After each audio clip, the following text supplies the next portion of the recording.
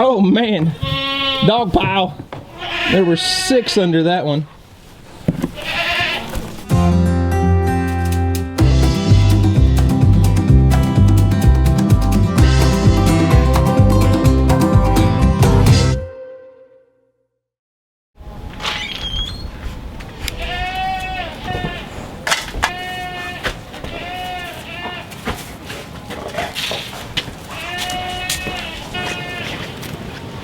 Well, what's up guys? This is Daniel from Arms Family Homestead, and it is a cold winter day here in Oklahoma. We got hit by a cold front last night, so we're supposed to get down in single-digit temperatures tonight. So today's video, I'm gonna be out here preparing everything for single-digit temperatures. Got Lambert's bottle. If you can't tell, there's a little yellow on top.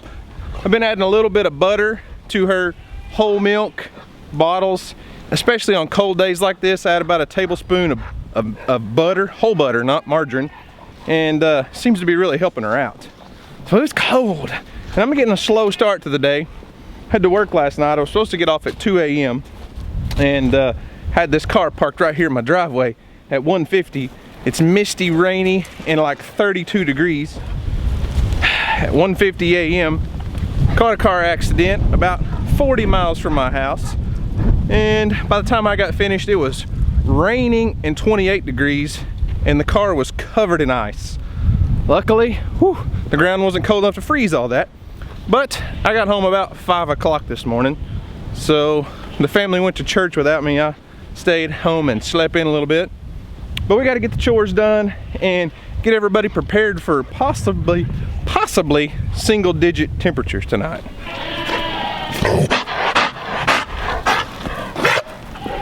What are you choking on, though? Morning, Bear. What's up, buddy? What's up, doggies?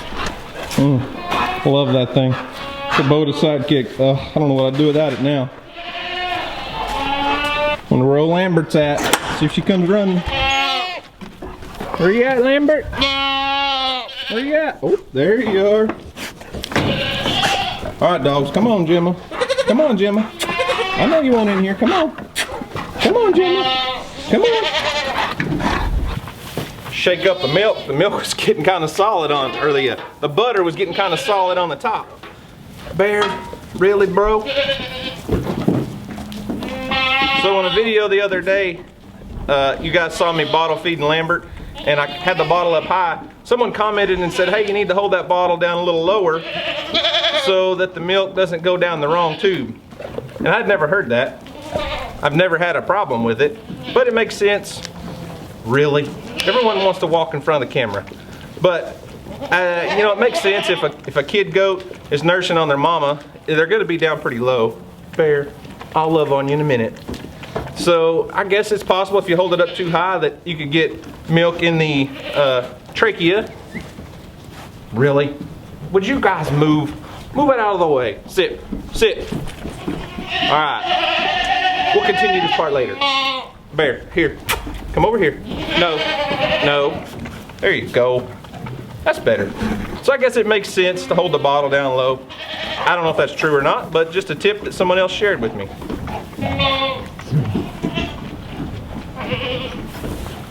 Gone. Sucked her down. That milk mixed with a little bit of butter, about a tablespoon of butter, I think it'll really help keep her warm on these cold nights.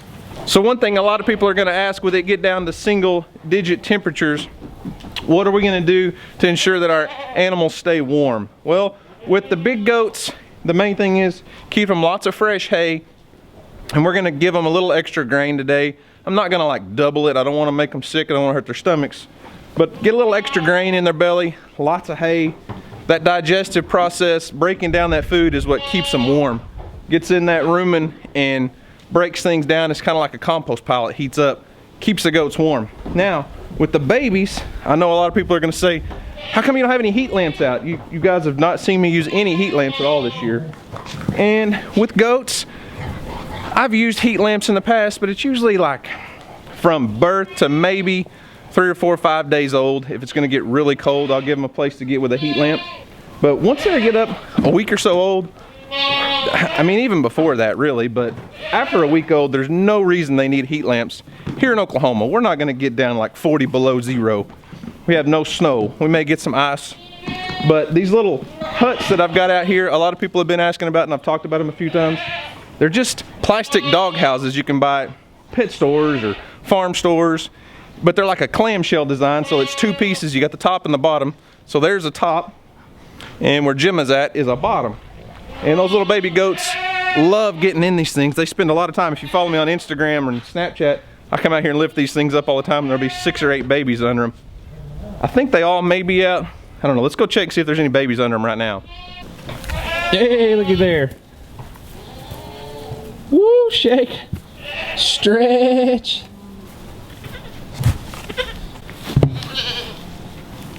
Oh man, dog pile. There were 6 under that one. Babies everywhere. Surely there's not any under this one. No, okay. So one thing I have noticed, no bear, sit, sit. Get back, no, no. So one thing I have noticed with these little plastic dog houses, with it being such a small enclosed space, move Lambert, move, get off, there you go. What I've noticed is a lot of humidity will build up. You may be able to see it on camera. These things are, they'll literally be dripping wet during the day sometimes. So one thing I'm gonna do to make sure these goats stay dry and healthy, which it's not like raining under there, but every day or so, I'll move these to a new location, put fresh hay under them, and that way those baby goats aren't sitting on soggy hay, because they put off a lot of body heat. You put 6 or 7 little baby goats in such a tight enclosed space, there's a lot of humidity, and we don't want anybody getting sick. Watch out.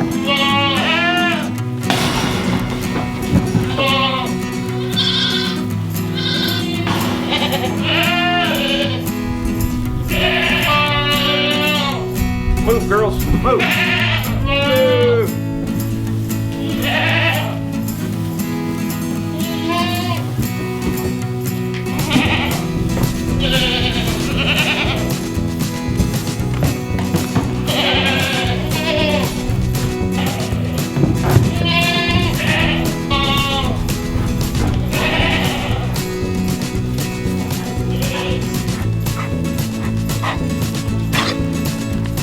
So that's what I'm gonna do with the baby goats, the big goats.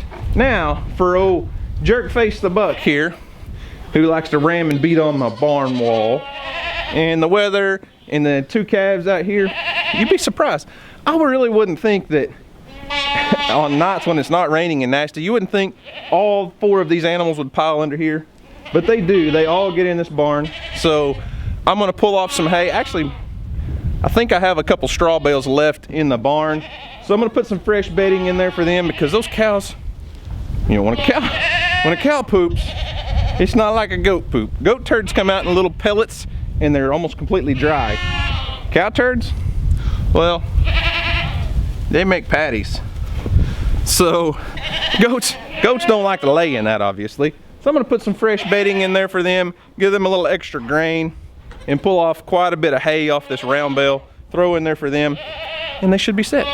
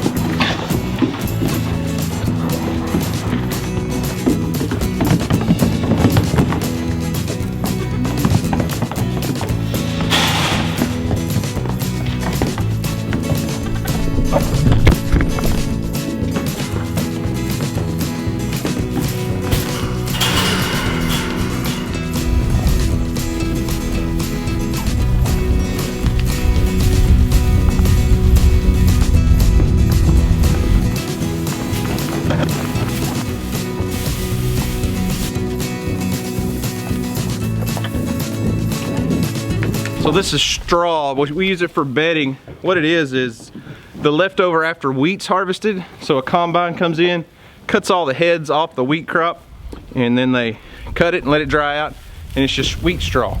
Makes a great bedding.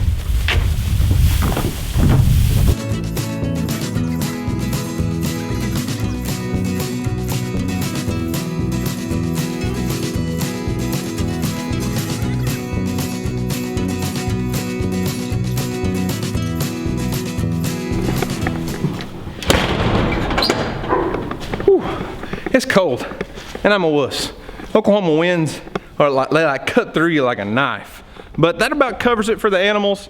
Water situation, I don't have heated water troughs or trough tank heaters or anything like that. So it will freeze overnight. We'll come out first thing in the morning, bust ice.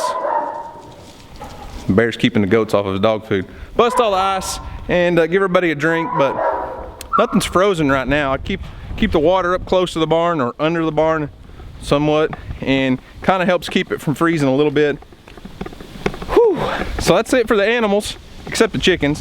But I'm gonna run down to the greenhouse since it is gonna get down single digits into the teens. I'm gonna go ahead and put my low cover back on my raised bed where I have all my greens, and feed the chickens and go back in the house where it's warm.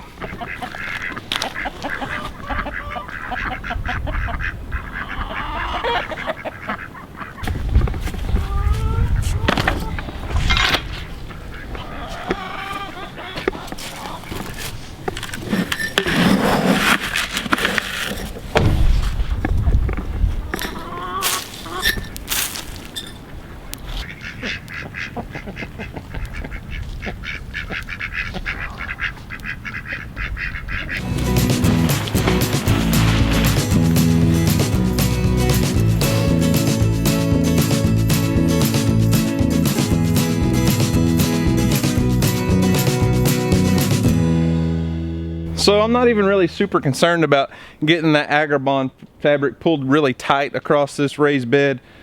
If it was outside where it was exposed to the wind, I'd definitely pull it tight, put all the sandbags on there.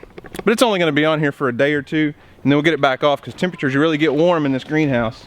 High tunnel. It's not a greenhouse technically, it's a high tunnel. So it may not look perfect, but it'll give us an extra 5, 6, 7 degrees of frost protection. And that one raised bed has fed us greens all winter long. We've been juicing and eating greens from there all winter. So we want to protect it because it's not over yet. Whew. Single digits and teens. That's not for me. Whew. Too cold. Well guys, that's all I've got for today. I'm gonna go ahead and finish this video here in the high tunnel because it's just windy out there and I'm not gonna try to talk to you guys in the wind. But got everything prepared for the cold. Hopefully we don't see single digit temperatures because my fig tree here, see that? It's starting to bud out. It's not spring yet. Spring is really close. Gardening season is almost here for us, and I can't wait. We got to get through some of these last big cold spells of the year, and it's close. It's close, but got all the animals taken care of. If you have any tips or suggestions, something I missed or something I didn't do, hey, don't be afraid to leave them in the comment section down below. The channel's growing so fast right now. The last video I posted had like 700 and something comments. So if I didn't respond to all the comments, I apologize. I'm trying to get through them. We're growing. I'm not complaining one bit. But if I'm delayed in responding to your questions, I'm sorry. And guys, if you see a question in the comment section that you can answer, please do it. Please. This is a community. We use that comment section to grow and to build and to learn. So help me out, please. Guys, that's all I've got for today. Thanks for watching. Hope you enjoyed it. Y'all have a great day, and as always, we'll see you on the next video.